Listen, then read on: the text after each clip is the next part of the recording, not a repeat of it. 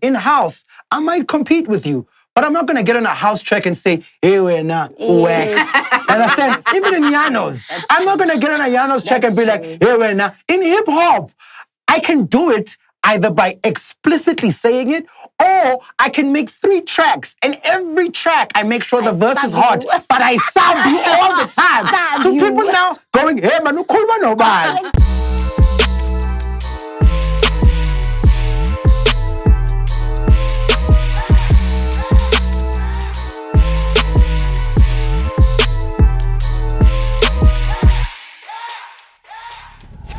Come on, clap hands and everything. You know.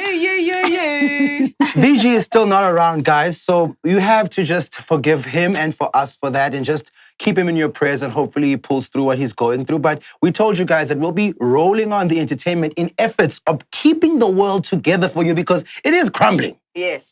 The world is definitely falling apart. But welcome to episode 2, season 4 of POPcast. We do have another beautiful guest joining us today, going by the name of Spoken Priestess. Thank you. Not Spoken Princess. Not princess. It's never a princess. So, introduce yourself to the people for those who might not know. Hey, I'm Spoken Priestess, the African powerpuff girl, and I'm so happy to be here, guys. Congratulations, season 4. Yes. We're moving. Dude. Listen, saving the world. I love that you said one show at a time. I love that you said you're a African powerpuff because you know any girl who's ever grown up watching the Powerpuff Girls, everyone's always just like firefighter. We're trying to win the game, and you're out there trying to win the continent. So it's nice. Ladies, I must say, like the beat, the hair. Like the outfits, like it's looking nuts right now. Cute for the people. The swank is also pretty dope because where will you get this now? Because no, this is the glory days of Bafana Bafana. Everybody wants that original sweater, but they obviously can't find it because it don't exist no more. I should have came in like this. Yeah. Don't do that. So shout out, the brand is called Swag. They made the tracksuit and the cap as well. We feature them on the show in our thread count, which we will be coming back with for our episode 2, because last week we were just orientating you guys into the new format. Yes, indeed. But quite keen to obviously get into it. Thank you again, Spoken Priestess, for joining us. She's obviously going to be chiming in. She is a hip-hop legend in her own making as well, for those who don't necessarily know of her. She is a Afrobeats DJ, but also a hip-hop DJ. Yeah. And she's a hip-hop lover. She's done a lot of stuff behind the scenes as well. She used to work a lot with Slicker on Live back in the days. And she's just a media lover like the rest of us. It's crazy because we were speaking off air and she was saying how she moonwalked, I think is a better term. She moonwalked her way out of hip-hop. And I thought it was interesting because now I had the same kind of views kind of last week. And I wanted for you to share some insight and shed some light onto what happened with you and the music or the industry and the game. Just what you went through and what you're going through right now. This feels like a therapy session because I never actually had to discuss it. Sit on the couch, girl. Sit on the couch. We're here for you. The red couch is here now. Sure. I don't know. Actually, I think I just got over it. Got over what specifically? All of it. The toiling, the blood, sweat, and tears that felt like it was not, going anywhere.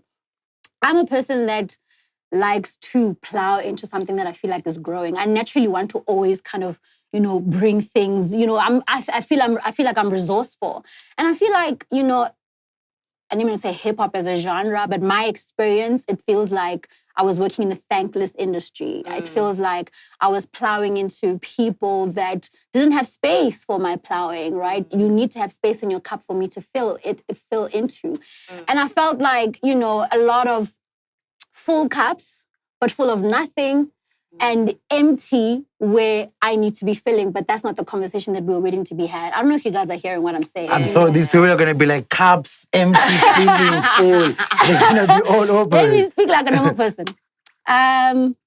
Just don't be, you are a spoken priestess, so speak, Let me try and make it make sense. Yeah. So I just feel like, particularly SA hip-hop for me, we're not having the conversations we need to be having. We're not doing the things that we need to be doing. There we go. We are focusing as an industry on things that are very irrelevant and not important. You know, and I can't function in a space like that. There we go. I can't function in a space like that. I mean, there's only so much turning a blind eye that you can do. There's only so much burying your head in the work that you can do. And I'm okay. I mean, y'all know I work hard. I've been in this for a decade, so it's no question about my work. So I can't continue work. There's only so much work you can do. There's work, and then there's play, and then there's socializing, and then it's a whole system. As an artist, you see that artists will crash because you can't just be in the studio 24/7. You must go see your family, you must eat, etc., etc. And the game should also be considered like that. Nice. You can't just the bag, making money by any means, stepping on toes, you know, doing things in I don't know how to say it in English. You know, doing things for doing them and not considering the holistic system. Sure. The holistic system of you, of your neighbors, the people you're working with, the people you're working alongside. And I just cannot function in a world like that.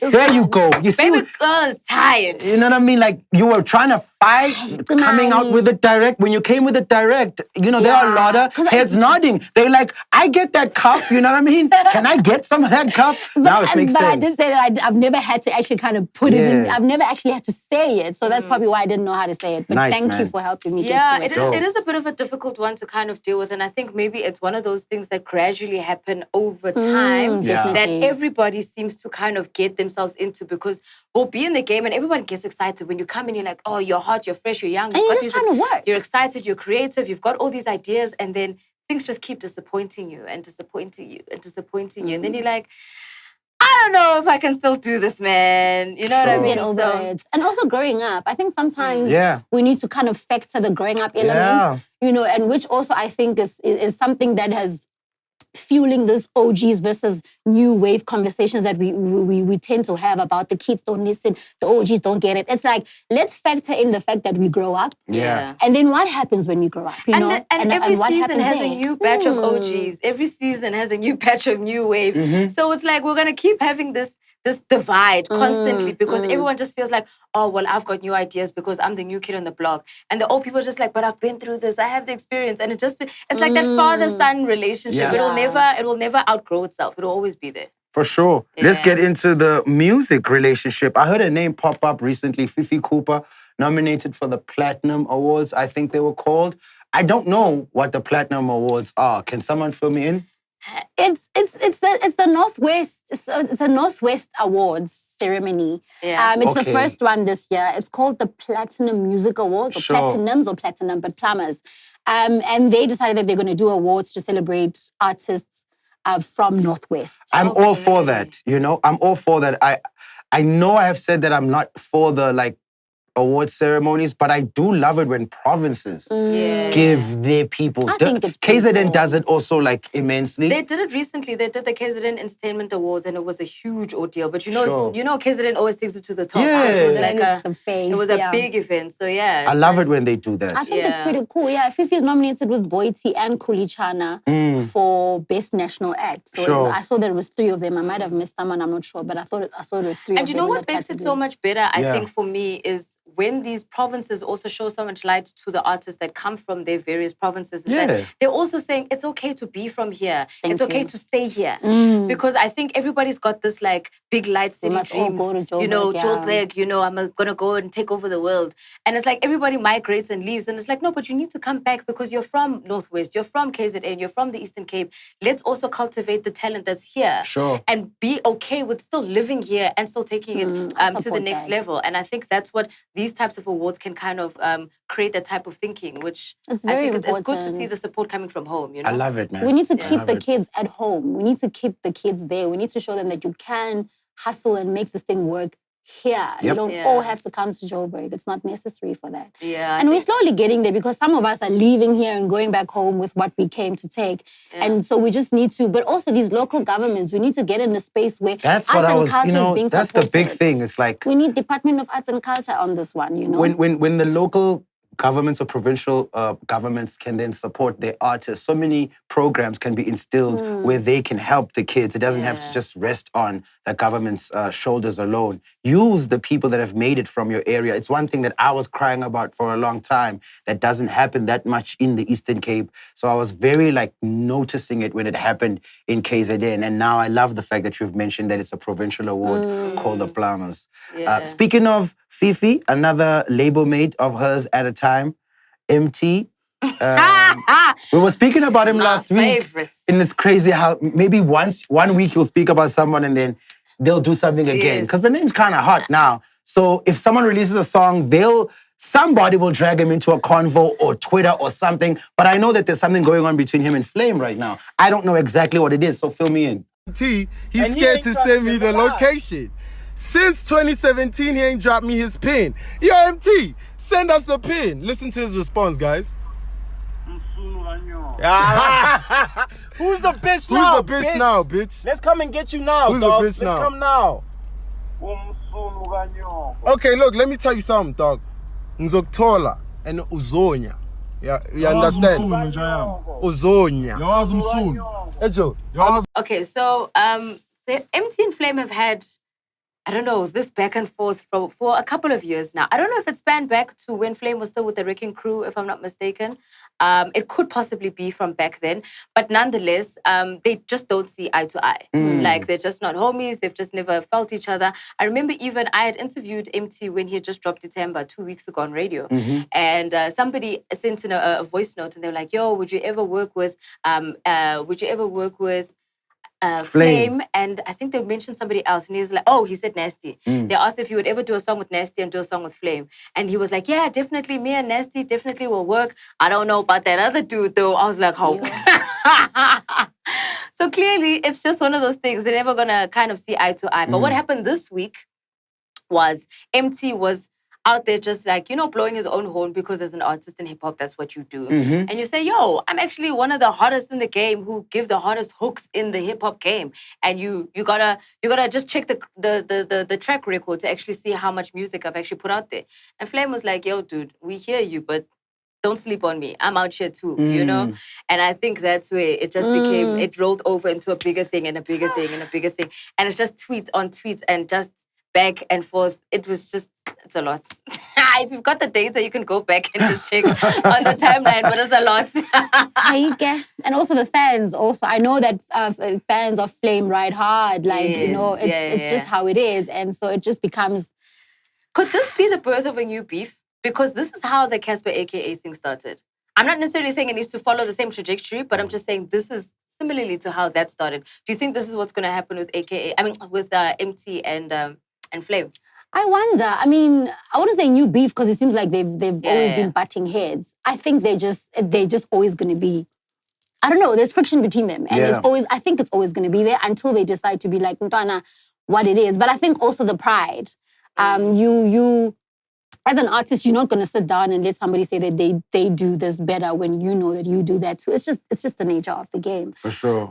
So I don't see it dying down anytime soon. And it's only, like, everybody always gives flack to hip hop about us being competitive, about us being such and such and such. But everybody doesn't really analyze and understand that every other genre isn't like us. It's the only genre where I can actually talk shit about you. I don't silently compete with you. I openly compete with you. So obviously that comes with a lot of things that happen. In-house, I might compete with you, but I'm not going to get on a house track and say, hey, we're not, understand? Even in Yanos, I'm not going to get on a Yanos track and be like, hey, we're not. In hip-hop, I can do it either by explicitly saying it, or I can make 3 tracks, and every track I make sure the verse is hot, but I sub you all the time.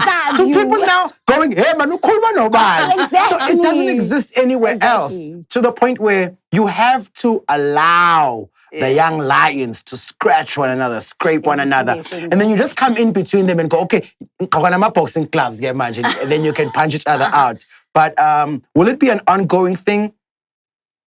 I think so. Yeah. Is it going to be good for them and us? Definitely. Yes. You know what I mean? And because someone was saying that, look, now Flame is a conversation. Well, not to, and before you all jump, not to say that he never was, but I'm just saying that now the name is top of mind to say, Flame is like, okay, no Flame, let's go listen. Do you know what I mean? I mean, it's no doubt that Emtee has relatively a bigger audience than Flame. So by virtue of this conversation, then I want to be able to go and compare the notes and be like, okay, let's hear him out. And it's a very, very great argument. Not an argument, but a versus. I think so. On a chorus basis. And I like it. I love it. I'm enjoying it. Because it doesn't feel personal. It's about the craft. Yes. He said, who makes better hooks than me? I think their beef is personal. It's just that right now, the topic that they're arguing over is about work. Yes, I like that. But, I like that part. I dig the fact that they're going at each other. I don't know. Like, I don't think these guys are ever going to get to a point where they're like hitting each other like physically. No, I don't think so. So that's why I'm enjoying it because I'm just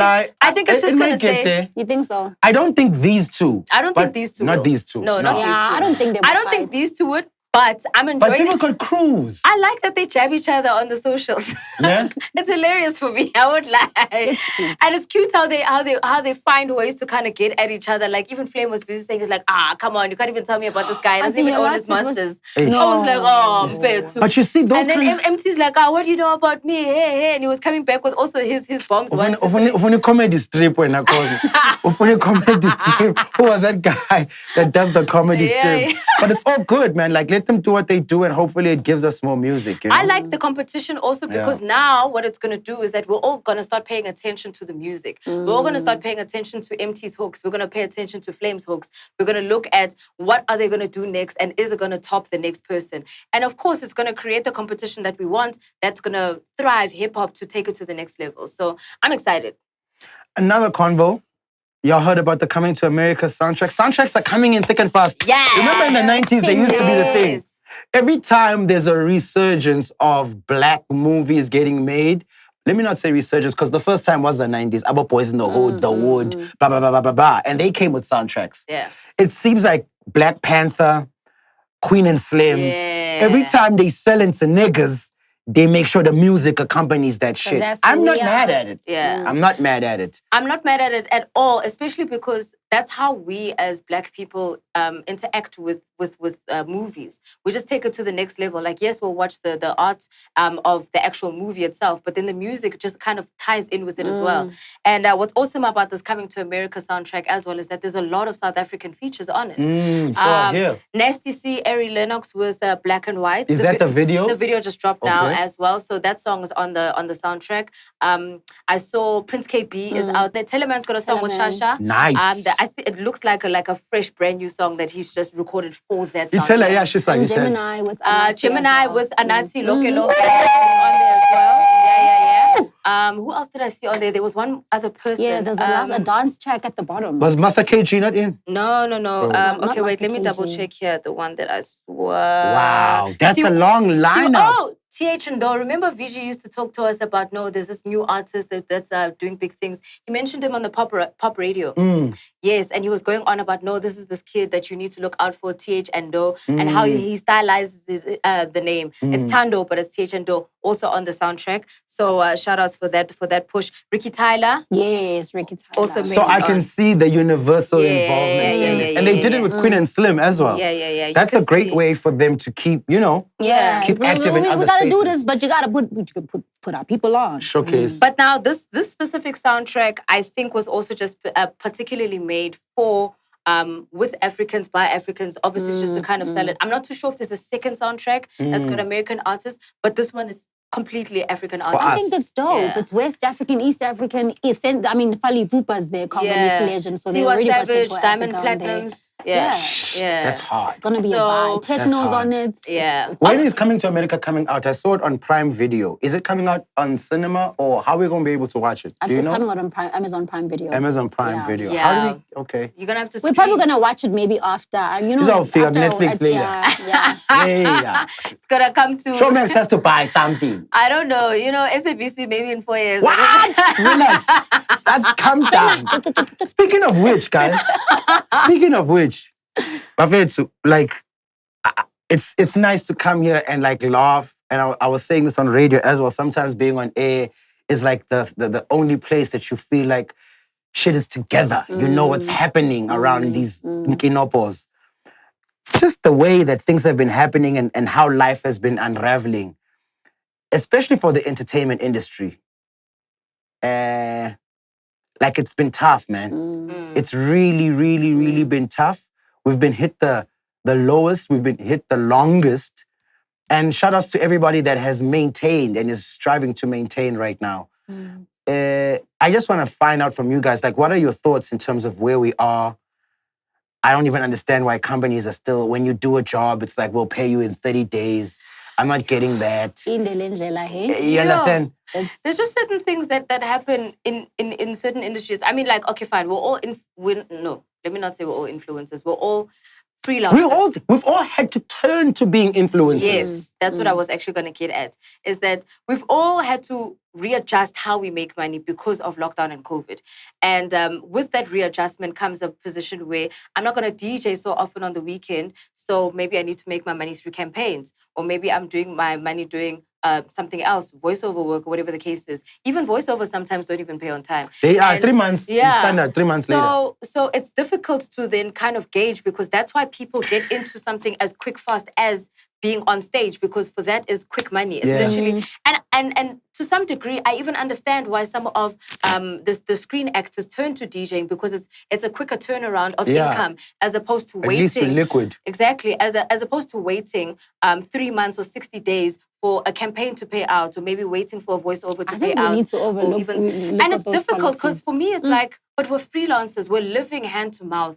What makes you think I have the capacity to wait 60 days for you to pay me even a fraction of what I did for the campaign? And mind you, I arrive on time. I make sure my makeup looks good. I make sure I've recorded when I need to. I meet the deadlines. I've gone from hell to high water. Mind you, if I don't have a car, I've had to Uber. I've had to find my transport to get there. Where do you think this money comes from if you're only going to pay me in 2 months? You know what I mean? Where do these resources come from if you're demanding so much of me, and these things need to stay on my page for however long you think the contract deserves to be there? And even then, you're still cutting down the payment, because sometimes they'll be like, oh, the budget only allows for 5 rand. And it's like, you want me to jump through hoops for 5 rand and you only still pay me that 5 rand in December. Come on. Yeah, I mean, definitely speaking to the, influencer managers, the partner agencies that get influencers onto these campaigns, the brand managers, your budgets have been cut as brand managers. Your budgets have been cut because you're not operating as usual. And so the influencers' budgets have also been cut. In fact, their lives have been messed up because they're not as social. That's where they get their content. Their work is actually stopped, and you're their only source of work. So the same way you're struggling with your budget, just consider that you might need to change or alter your policies to accommodate the time. Yeah. It's a similar conversation that was being had on the timeline on Twitter the other day. It might be relevant to this scenario, but we're talking about why people leave companies so quickly. And I was like, you can't be keeping systems of 19 foot Sorry, I don't know if we're allowed to swear here, but 19 back in the day. You too, girl, do you? You can't be keeping system of 19 foot and wanting to apply them in 2021. You need to change the way the system is working. And I think we need to, the same way we need to others have to work from home. We have to find ways to do our business in COVID. Consider that some of the policies that you have in hand in your agencies and in your companies are not conducive to the current environment for creatives. Creatives are not working like that right now. Maybe they could wait 60 days then because they knew that they were already doing a job. They had multiple jobs at the time, so 60 days was fine. And it was great, in fact. I don't think they really were okay with it. I think they just sucked it up because there was more. Because it is what it is. Yeah, there was It's one of those, it's the system. Just like you're saying, it's a system from 19 Futek. We can't work like that you accept it because you're like, okay, well, it's the system. There's nothing I can do about it. But at some point, we need to argue the system because it's not okay. I was about to say the way it is what it is not going to work anymore. What do you guys see? I mean, it's hard to even think or ask the question because you have to be, in your honesty, you might be seen as being negative. Godwa, what do you see in the future of the entertainment industry in South Africa? What do you see? Are we like, I mean, it's hard to even imagine. Honestly, or wishing, like what you wish to see? No. Like what you foresee? What do you foresee with the real conditions and policies that are in place now. I know what our wishes are. Yeah, everybody knows what our wishes are. But what do you foresee? As in where we would stand from a financial perspective, or how entertainment's going to kind of grow. I think entertainment is definitely going to get to a point where it's not what it was, the glory days of making big bucks. I don't think as yet, because now as an economy, we're also dipping into a bit of a recession. So when the economy takes a dip, it means all the resources that is funding entertainment is also going to take a bit of a dip. So that kind of changes the dynamic, because now for us, it's like, okay, how do we navigate? Like you're saying, we're all becoming influencers. People who you've never seen going to malls to take content are now also busy. They're posing by a pole because now they must just take content. So we're having to readjust and kind of move around and see how else we kind of fit into this big world of the entertainment space. And I think it's hard, because now we're also trying to push into digital, and everybody's trying to be a digital guru. Meanwhile, not everybody can get it right, which is going to be very difficult.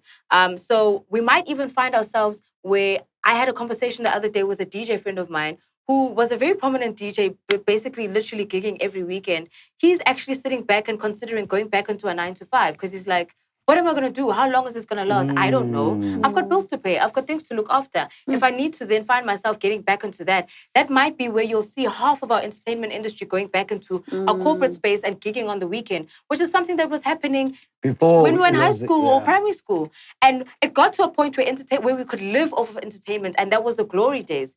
But now we're back to square one.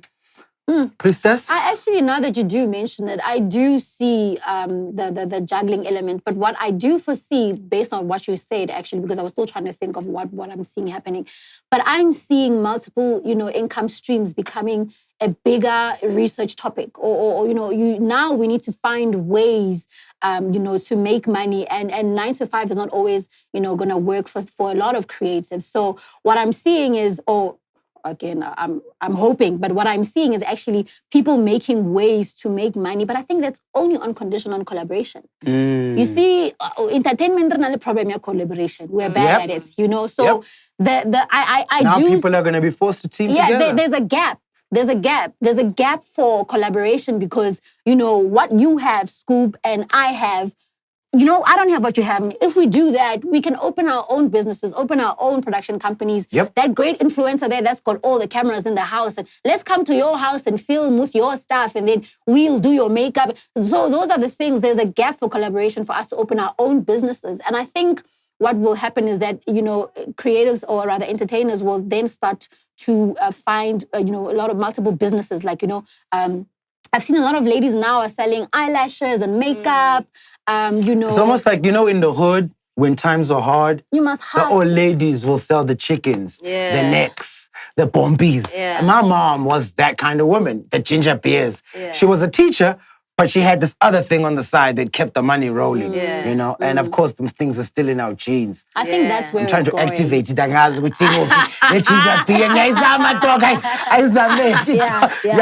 Where do you see it, Scoop? You're cozy. But guys, am I idealistic for thinking things are going to get better? Because I think we're going to... I think things will definitely get better, but it's gonna take people hitting a rock bottom before they can pick themselves up again. And that's why I'm saying sometimes people it's fight or flight. And you decide whether you're gonna fight through it and say, I know I've got ideas, let's push. Or you can literally just be like, I can't do this anymore. Let me go back into a safety net, and then I'll see how I can come out of that. You know what I mean? I see it obliterating a lot of people, and the people that really are gonna fight through it, I think at the end of it, the only thing I'm optimistic about is the music that will come at the end, the content that will come after all the survivors. If we still have energy to produce that, right? Because either way, there will be. Even if it's a new generation, it might not be the same people, but there will be a generation that's let's tell y'all about what happened. Watching Scoop die in my arms because of hunger. Whatever it might be. Let's break down the tale of how it happened. So there will be a generation that has to tell the story. And I hope, and I'm praying that there will be a new blood, a new spirit, that we won't, if anything, I'm just hoping that the old woes and the old ways of non-collaboration, of competing, of not having the real conversations will die with this. I hope so, because it will be all in with vain, this honestly. Old Testament. And then the New Testament will come with, except guys, do you remember what happened? As sense a show, when we build it this time, it can stand whatever. I hope that's going to happen. Before COVID and after COVID. You understand? And that's so. Now for some international love. We hardly do this, but sometimes things are that big that we have to do it. There's a dude who's from Canada. His crew is named The Weeknd XO. He is called The Weeknd. He just had a Super Bowl performance that he actually paid an extra $7 million for, so that the production could go down the way it did. He paid out of his own pocket. A lot of people. There were a lot of people, a lot of like effects, a lot of camera work. There was a lot of stuff going on. The NFL Super Bowl halftime show is one that is one of the most watched sporting and entertainment events in the world. Now, it happens in America. I don't know a lot of people that love football. No. But the numbers that they reap just in America alone are crazy. I watch the halftime shows. I don't know anything about the Super Bowl, but I will watch the shows. But that's the type of attention that the Super Bowl halftime show kind of attracts. And the funny thing for me that I've always found about the Super Bowl halftime show is that the Super Bowl, the football is like the widest sport on earth. Like it's literally like, all white, all American, white boy, if you grow up in America, you are going to be a quarterback or you're going to do something, you know what I mean? And that type of vibe. And we obviously watch it in movies or whatever. That's the only reason I know these references. It's not like I understand the rules. But the halftime show for me always makes me laugh because I'm like, it's always headlined by a really awesome African-American artist. And the numbers that are drawn, the highest numbers that have ever been drawn throughout history have always been Black American artists. It's always amazing for me to see like the Beyonce numbers were huge. Bruno Mars was also really huge. Yeah, Michael Mars Jackson huge. was also huge. Prince was also huge. Beyonce. I mentioned B, but now The Weeknd. Yeah. What were the numbers, Spoken Priestess? I think the interesting thing is the ripple from the show is how, so now on Spotify, he's on 70 million plus streams. That's just Spotify. Spotify is just audio. And his album is now 48 weeks in the top 10. Is it the album or the song? The song, Blinding Lights. The song of the album is 48 weeks in the top 100 Billboard. Top 10. It was a song. The song was for 48 weeks. I think the album was for the top 200. So it's the song, yes. And the album is now number 4 on the top 200. And I'm just like, and by the way, it was already in the top 200 before the show, but now it's the longest standing. Yeah, it's the effect. And the 2 singles, Blinding Lights, and there's another song, Safe House, I think, I could be getting it wrong. Both of them have got each 5 million streams in Spotify, US, and global. And that's just a little bit of the stats. Like, it's insane what's happening. And the craziest part is that he didn't get nominated for a Grammy. That's the which also makes you realize that you could be the biggest artist on earth, but if the society that controls these awards doesn't really think that you deserve it, they won't give you that nod. And I feel like it's one of those things that we kind of have to... Sorry. We're all like, who's that? Sorry. You better answer that if there's money. No, it's love. Oh. Better than money. Valentine is coming. Anyway, so I was saying, it's always so interesting because obviously with the award shows, they're the ones who kind of decide who actually deserves to get a specific award. Now, The Weeknd for this year hasn't been nominated for a Grammy. And that goes to show, like, are award shows really really giving the just due to the artists who really deserve it? Because that stuff happens here in South Africa as well. You know what I mean? Where some artists would be like, but I deserve 2, 1, 2, 3. And then it's like, then it becomes the debate because the guy who really does win, now he's sitting back questioning like, how, but what are you saying about me? Because I won this thing and you're saying I didn't deserve it. You know, it becomes are award shows necessary? From that perspective. To be honest, I don't think we need award shows anymore. I don't know. We need something different to award shows because like you're saying, I understand we need to celebrate excellence, but I don't think award shows are doing what they were meant to do or what they were supposed to do when they were initially started. it's looking like a mess right now. It's like what you said. We have a lot of systems, even the recording contract, even the employment contract. A lot of things haven't changed, you know? So just like with what were we talking about? Awards. The system has to change. Yeah. You understand? For it to be conducive for la maxesha siphila kuwo ngoku, things have to change. Yeah. You know, the internet's challenged motherfuckers like crazy. Yeah. And everybody has such a hard time. With the internet, there's come cryptocurrency, Bitcoin. There's come creating content. It has toppled the way traditional business has been done. So if something has come in this 21st century to do that to all these old businesses and let them readjust themselves, then something has to happen with award ceremonies as well. Drake was also saying it. And you know who's already, I know who's already there. Hover is already there. He's already sitting down going, you know, okay, we just need to meet up and see what we can do. But it's hard. Everyone always goes, why can't they just do something?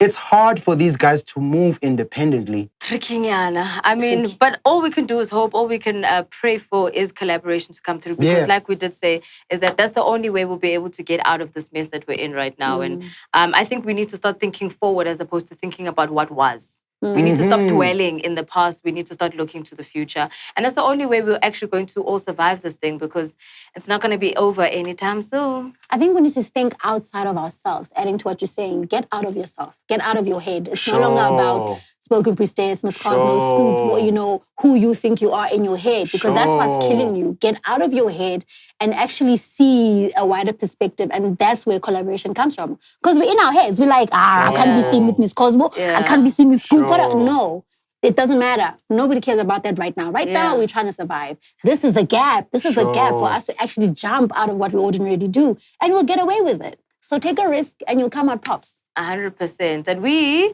are so thankful to you, Spoken Priestess, for joining us today.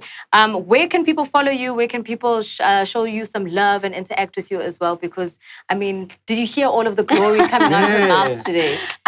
Spoken Priestess. If you can get that spelling right, you win. Because that's the social media handle everywhere: Twitter, Instagram, and then obviously Apple Podcasts and SoundCloud. I've got my mixes on there. Nice. So just search Spoken Priestess. It's one word. Please, you write it as one word as well. For all the marketing people and everyone that writes my name, it's one word. Yeah, and that's it. They're always separated. And I'm like, I wait for it. I'm like, there we go. Yeah. Like, some of them get it right. And I'm like, okay. So, yeah, it's one word. There you go. No doubt, guys. We'll catch you guys next week. Stick around. We still got the Social Ndondon by Cosmo, and of course, the Thread Count by me. Nkosi kakhulu for joining us. Thank you so much for having me, guys. And also you guys, man. Keep the fire alive out there.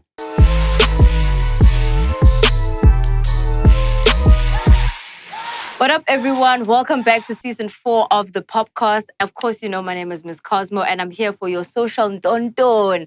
And it just so happens that today, you know, we are not necessarily today. Well, this week we are celebrating the month of love. We're celebrating Valentine's, and I think it is also just a weird time to be celebrating Valentine's, because it is a time where we're supposed to be socially distancing, where a lot of people are actually celebrating digitally as opposed to celebrating in person. Whether you have a person, maybe you might find yourself someone like Nasty C, who just dropped his video featuring Ari Lennox. And if you watch that video, you actually see how they actually have to, you know, enjoy their love from different parts of the world digitally. Very, very awesome concept for that music video. And I think it also kind of speaks to how things are changing in the world. How are you celebrating Valentine's this year? And if you're single, Valentine's is coming. Where's your boyfriend?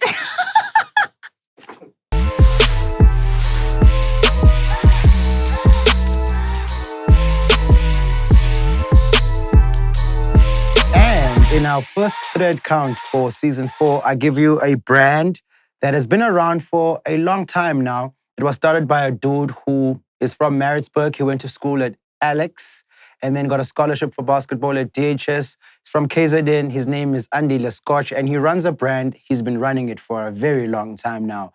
It's called Dope Store. Actually, no, the brand is called Dope. the shop where you can find the clothing is called Dope Store. He started it off in town, and now he's got a shop that's in Rosebank. So you guys can check it out. Like in Rosebank, ground floor, you can't miss it. It's got some crazy stuff. And I will start off by like some little items, and then I'll work my way on to the dope items. Mascale, ngekaos. Socks are something that I really love. Obviously, from my basketball days, socks are like the thing. The whiter, the better. It was like the thing to have the whiter socks. Companies in SA, streetwear labels, really didn't make socks that much. So shout outs to Scotch and Dope for coming out with these. His whole theme is tennis. That's his logo, even though he was a basketball player. Okay, this is the other color of the socks. I've worn these, you can see that. But I mean, he's also got them in white, just really, really feel good stuff. They're great to wear around the crib, you know what I mean? Getting cozy in the wintertime. And then the other things that I really loved from him were these beanies. Yazi beanie has to be like extra tight because it's the material that once you wear it, it's gonna start stretching on you. So if I'm buying a beanie and it's already looking like this, problems. A beanie must be really, really snug and tight so that when it stretches on my head over wear and tear, it doesn't get too loose. These are very, very, very, very, very well made. Now we get into the garments. You saw me wearing this jersey last week. Usually, you'll find a top like this. It would be maybe cotton. But it's very rare that you're going to find it knitted. So I really, really love this top. Comfortable, great fit. It's a rugby cut. And then it's got obviously the D's for dope. And then the tennis logo on the side. I really, really love this item. Second item that I'm really digging is this jersey over here. Just well-made stuff, simple. Shout outs to Scotch. There's not much I can say about this. I mean, it speaks for itself. This item is crazy nice. Obviously, I love it because of I love the sports. I love uniform type of looks. So this is an ode to cricket and tennis at the same time. But damn, this jersey is dope. Like, this jersey is like that boyfriend material. Like, if you wear this, like, girls in the mall are gonna be like, yo, what's his name? Like, can I get his number? Like, when she comes to sleep over, she's gonna wanna wear this jersey to make you breakfast. Ha! Fatal! Oh, really? Serious? He did it! He did it! That's not all! Homie! Homie! Beautiful stuff. Beautiful, beautiful stuff. Like, this is amazing shit right here. Now this loss, it's not a jersey. This one is a cardigan. So you wear it summertime to the party at night, or you could just wear it throughout the day, but the colors are amazing. It's also knitted. This is a beautiful piece. Can't wait for the combo. Nah, B. You killing it out here, dog. Look at this. Not even Pringles do this, B. Look at this. And to continue his theme of the sporting code that he represents with his logo, with the tennis racket, those are tennis courts. Do you see it? Do you see it? Do you see it? Do you see it? So don't be coming out here with your little t-shirt, with your little screen printed shits and charging like $400 for it. Some thought has got to go into this shit, brother. This jersey, I'm going to slay with the combo. No, Marco. Simgid.